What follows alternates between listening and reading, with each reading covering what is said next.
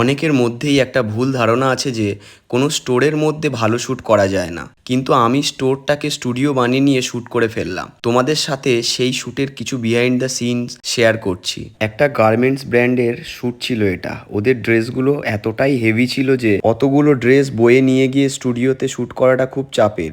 তাই ওরা চেয়েছিল ওদের শ্যুটটা স্টোরের মধ্যেই করে দিতে হবে, বাট একটু ক্রিয়েটিভভাবে। স্টোরের মধ্যে কন্টিনিউ কাস্টমাররা আসা যাওয়া করবে, তার মধ্যে কিভাবে ক্রিয়েটিভভাবে শ্যুট করব সেই নিয়ে একটু চিন্তাভাবনা করতে হলো। একটাই মাত্র রাস্তা, এখানে আমাকে এমনভাবে লাইট করতে হবে যাতে বোঝা না যায় যে এটা একটা স্টোর। ওইটুকু জায়গার মধ্যে বিশাল কিছু করে দেওয়া সম্ভব না, তাই তোমরা দেখতেই পাচ্ছ কিভাবে শ্যুটটা করছি। ইভেন ওদের যে স্টোরের মধ্যে একটা সিঁড়ি ছিল সেটাকেও এমনভাবে কাজে লাগিয়েছি যাতে মনে হয় যেন কোনো একটা স্টুডিও সেটা। দেখো, সবসময় কাজের ক্ষেত্রে কমফোর্টেবল জায়গা পাওয়া যায় না, তাই যে কোনো জায়গাকে নিজের কমফোর্টেবল বানিয়ে নিতে হবে।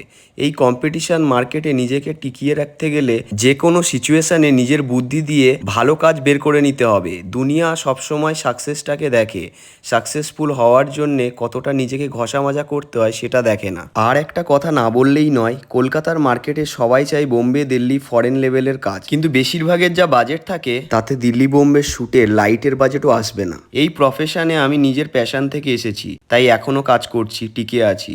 যাই হোক, যতদিন পারবো চেষ্টা করে যাব, কিন্তু আর্টিস্টকে যদি না কেউ রেসপেক্ট করতে পারে সেখানে উন্নতি হওয়াটা ভীষণ চাপের।